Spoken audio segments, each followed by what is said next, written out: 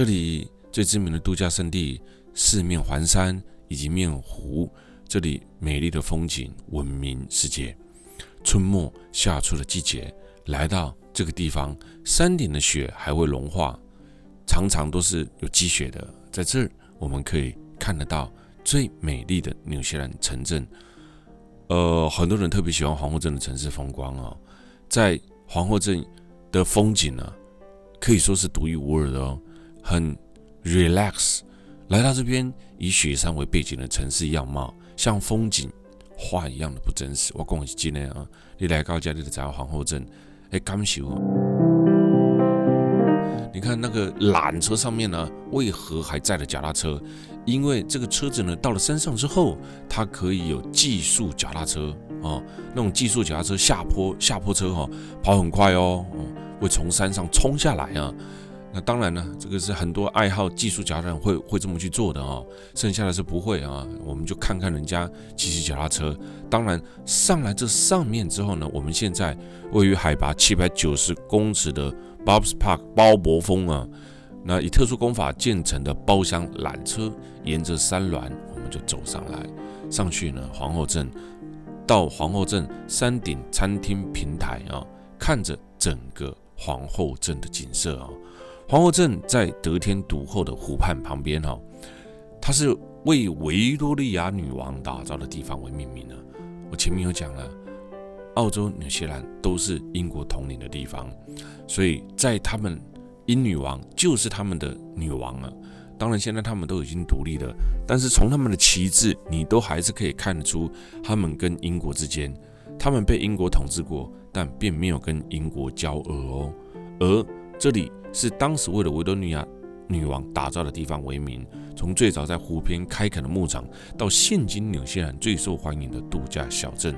这儿清澈的湖水，可惜今天呢阴天呢，那当然呢阴天我也只能告诉你说，来吧，我们看看阴雨天的纽西兰。这里虽小，这里的居民，这里的房子啊，每一栋之间的距离很远啊，没有像就是来到这种地方，你会觉得哦，像住在台湾呢那种做 K 啊，看棒我被 K 啊，交通的混乱了。来到这边就会觉得哇，为什么这个地方自然它可以跟城市融合在一起啊？落尘率很少，我常讲落尘率啊，落尘率少就会让你整个空气看起来很清透啊，让你的玻璃，让你的车子上面都不会常常厚一层灰啊。所以这里的美丽景色值得你过来这边一趟。而4月份，我们在今年4月份来到的啊，4月份是台湾的春天，是南半球的秋天。所以这个地方一年四季为什么都说好玩呢？纽西兰的气候环境又远比澳洲还要来得好，夏天不至于太热，自然环境非常非常的棒。南半球的深秋，深黄的枫叶为皇后镇这个城市呢带来了些许的秋意啊。上了山顶呢，也因为秋天了，所以今天刚好有阴雨绵绵啊，看看等一下是不是就可以停止了。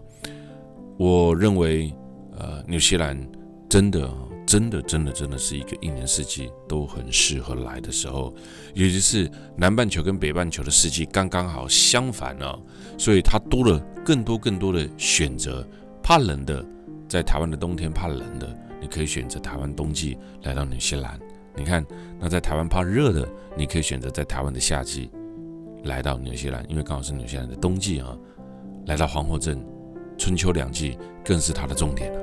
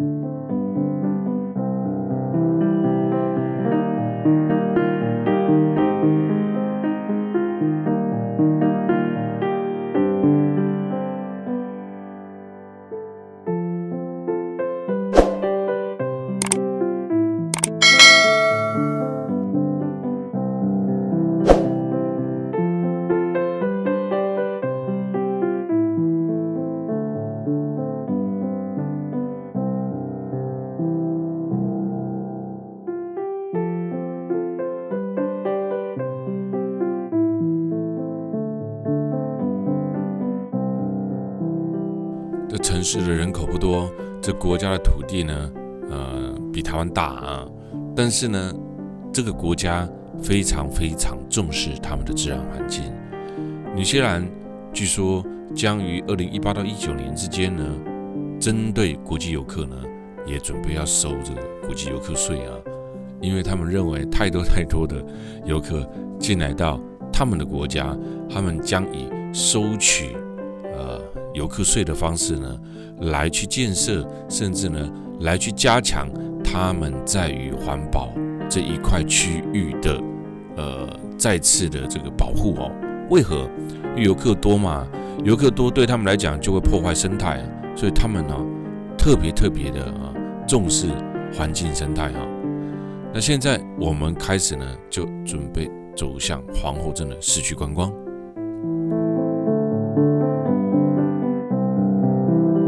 现在的大社会、大环境，整个世界创意经济当道，美丽也可以启发创业。人少地处偏远的处境，你这个国家如果人很少哦，你的地理位置又很偏远哦，这是一个无法改变的事实啊。反的呢，纽西兰在全球化竞争当中呢，更清楚知道自己的定位。只有400万人口的南半球，400万若是你们可以站在一起，这400万人聚集在一起，就能够在暴风雨中仅存。若是你一个人站着，就会被暴风雨吹垮。这是毛利人歌词当中的意境啊，意思就是什么？团结力量大嘛。纽西兰南岛赏金知名的库克拉镇也只有3000个居民，皇后镇居民也就是1万来个。但是这里呢，每一个景点每一年吸引了100万的游客来到南岛来旅游，大量的游客带来的外汇，也可能带来了垃圾的回收、污水的管理、道路交通对生态环境的冲击。你看，这是一个公园而已，公园的生态环境好成这个样子。有的人说，那我们的公园也有鸭啊，不是在公园这个养鸭啊，放那个松鼠就好了啊。那你很多的地方，你还要知道说，这环境它的保护有多棒啊！所以从一个国家的公园，你都可以看得出来人民的道德水准哦，还有这个国家的文化，这个国家对环境的保护哦，它的规范。不会有人在这边哦，放着很大声的音乐吵到别人，对不对？现在我们常有时候在高铁在哪边看到很多人把手机的音乐放出来吵到别人哦，在公共财的地方，像公园就是，他们不会去打人家，做起自己要做的事情啊，这就是环境的问题啊！在一个法治国家就是这样，树在附近，美丽的小溪也在附近，尽管去到怎么都市的地方，离原始森林也不能算太远。这个就是纽西兰带给人们的感觉啊！创意经济当道，美丽也启发了创意啊！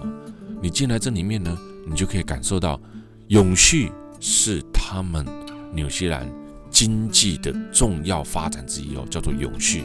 在这个美丽风景的背后，它藏着的是纽西兰的价值观、生活态度。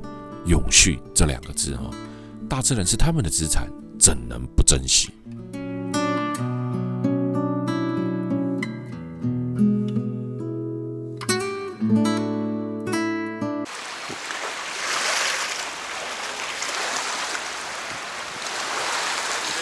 这里风景太美了，太美了。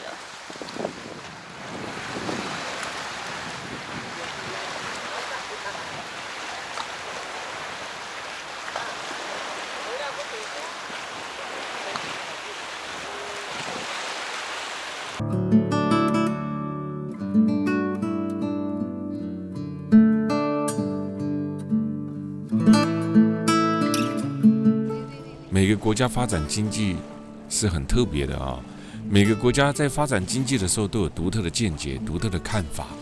像在纽西兰，他们就会说大自然是他们的资产，他们以永续为他们自己本身的发展。这个是什么？这个是喷射船啊！这个喷射船其实很好玩啊，坐上去的时候很刺激啊。有的人会觉得太刺激，但我个人来讲是觉得还可以啊。它也是中老年人可以玩的一种刺激的船啊。但见仁见智啦。你看前面这些秋季来的枫叶哦，美吧，非常的美哦。以速度跟效率来讲哦，你知道从纽西兰的北岛南端威灵顿到南岛北端皮克顿，以这个地方为例哦，渡轮不到1个小时就可以开到哦。纽西兰却会宁可开车开3个小时，你知道为什么？因为他们认为渡轮快速航行呢，它排出来的这个油量呢，会怎么样？会破坏海峡与海岸呢，所以他们宁可开车。在全世界，美国、欧洲、台湾，甚至中国大陆哦，这些国家都在谈永续啊。但是相较之下，纽西兰的官方与民间谈的永续呢，却是对于自身的现实处境有着非常清楚的认识与高度的共识。就是这个国家，纽西兰这个国家，他自己知道自己的自己的条件在哪里，他的困难在哪边，他非常清楚。他呢，在作业的时候呢，他清楚认识自己的才能在哪边，自己的优势在哪边，自己的劣势在哪边。纽西兰是个利基市场，它不可能变成法国、美国那种主流大众市场，他自己很清楚，他不会用小国去挑战大国，所以他知道，如果观光客要奔波长远的飞到了南半球来度假，这么远呢，与世独立，我必须给他一个超赞的经验，提供世界级的品质，让他们回去之后呢，会帮我们做很赞的口碑，我们要请他们再回来，跟台湾人游世界的心态是一样的，所以他们保护环境、发展观光，这就是他们非常重要的永续哦。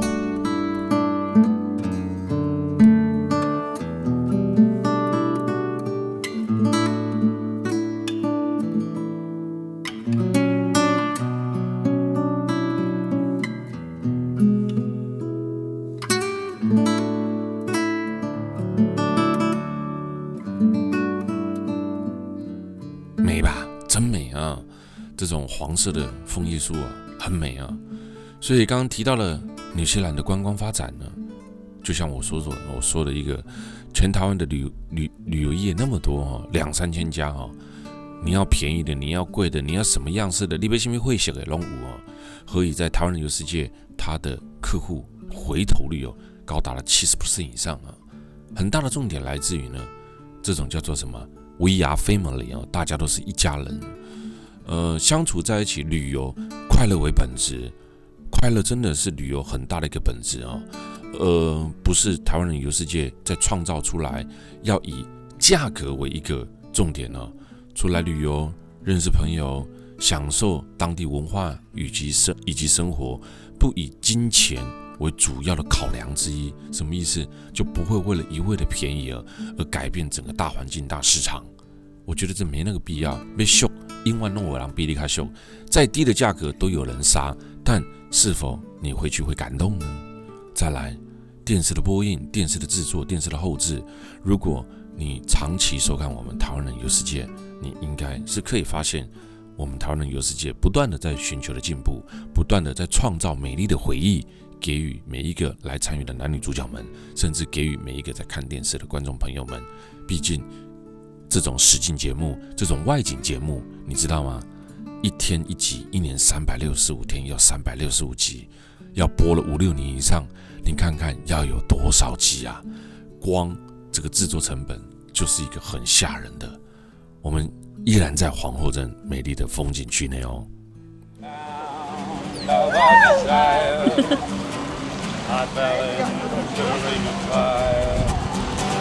I fell into a burning ring of fire. Down, down, down, and the flame went higher. And it burned, burned.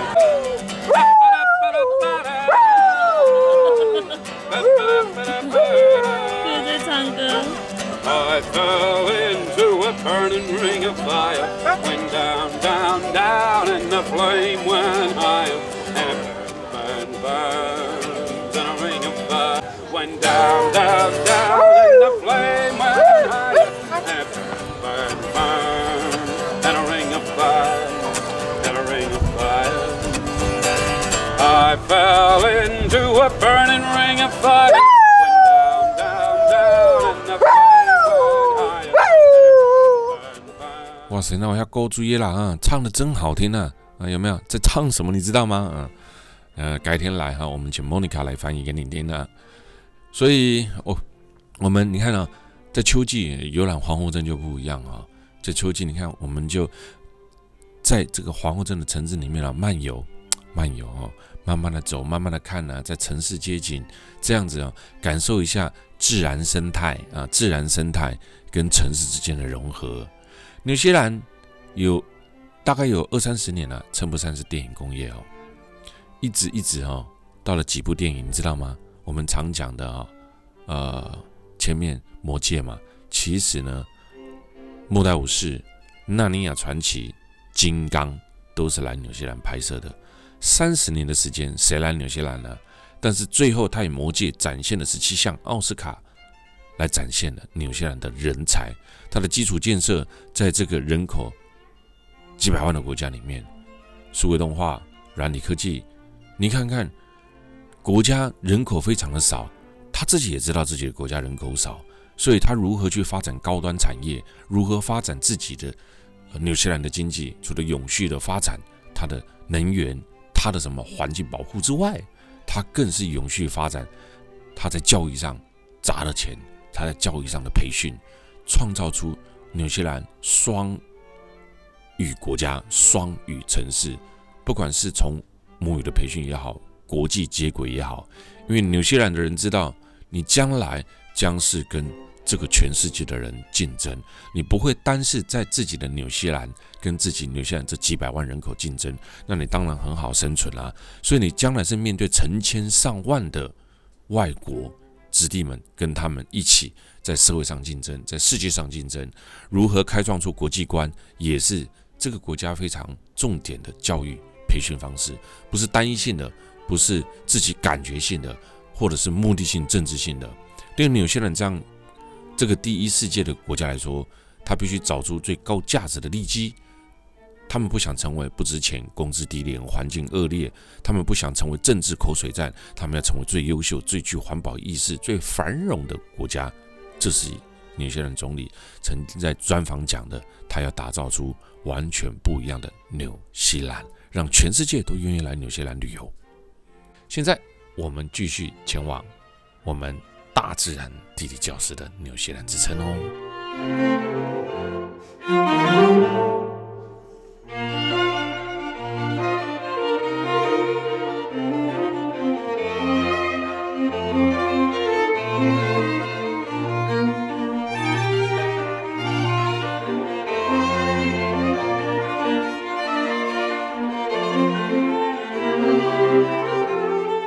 现在我们这边等红灯，看看前面一台车都没有，这是为什么？彼此互相来车啊，这里要等待6至10分钟，因为这个隧道，所以呢只能单侧通行，所以在隧道的两头，它就会呢各摆上这种等候的标语啊。那对面有来车，你可能就要等这个标语，等红绿灯的意思。这红绿灯不是1分钟啊，10几分钟，就算没有半台车，他们也不会闯。我相信现在很多的人出国已经是非常简单的家常便饭了啊。我常讲啊，现在出国去过世界10几、20、30个国家人多的是啊，但是去了那么多国家旅游，让你学到什么？让你看到什么？让你得到什么？那我觉得可以把你所学所得所看到的传递在你自己的社会文化里面呢，展现出好的一面。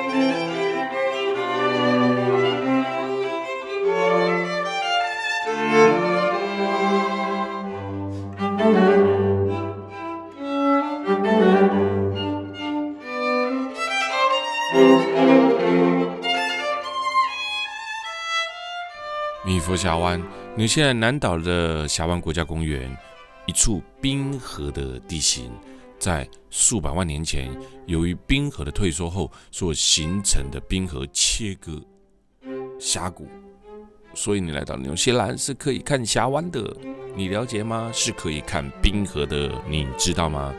在这个被灌入海水而形成，其中最长的，它就呢堪入的陆地呢15公里。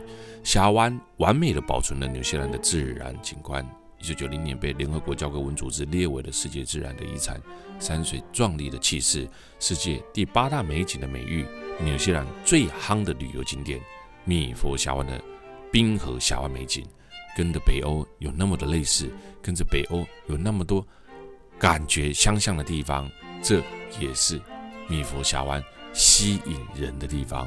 纽西兰被号称为大自然的地理教室，其来有自，在于这个地方高山、湖泊、冰原、冰河，还有峡湾的地形都拥有，所以呢，它被称为大自然的地理教室，有它的因素存在啊。而米佛峡湾上去呢，就是一个小型的地理教室的体验啊。你看这么近距离的看瀑布。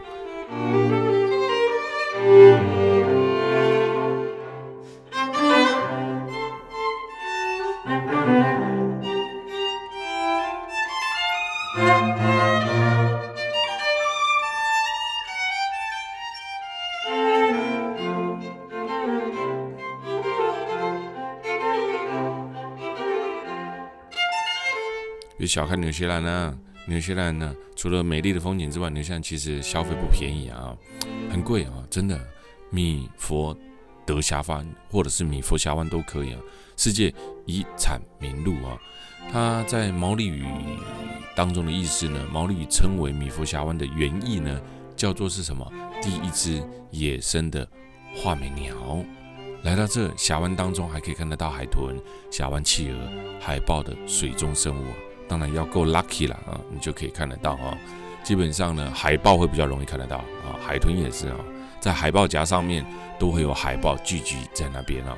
这峡湾目前呢有2家公司经营的观光船可以绕行峡湾，你看他们也不是20-30家在这边抢生意啊，就1-2家哦，就在这边哦，那做的很简单的生意啊，保护环境，市场上也不会特别竞争，就像绵羊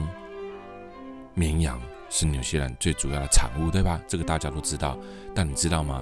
他们并没有因为这个国家生产的绵羊而禁止了绵羊的进口哦，反而他开放绵羊进口。为什么？他不害怕你跟他比啊，因为他认为他家的品质是最棒的啊。米佛峡湾。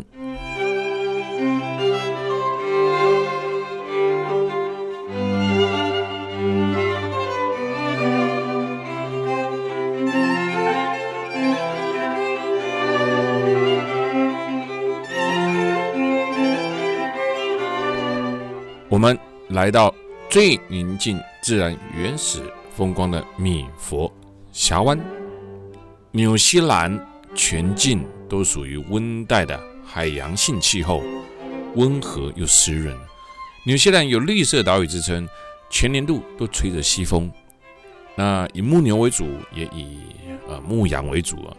那因为它全年都吹西风啊，地形的关系嘛，西侧迎风颇多雨啊，所以牧牛；东侧呢背风啊，那比较少雨啊。牧羊，那畜牧业绝对是它最主要的产业之一啊。观光业，地形的景观的多样，原住民毛利人特有的文化，纽西兰成为南半球的观光重岳。哇，地热、峡湾、冰河，纽西兰一应俱全。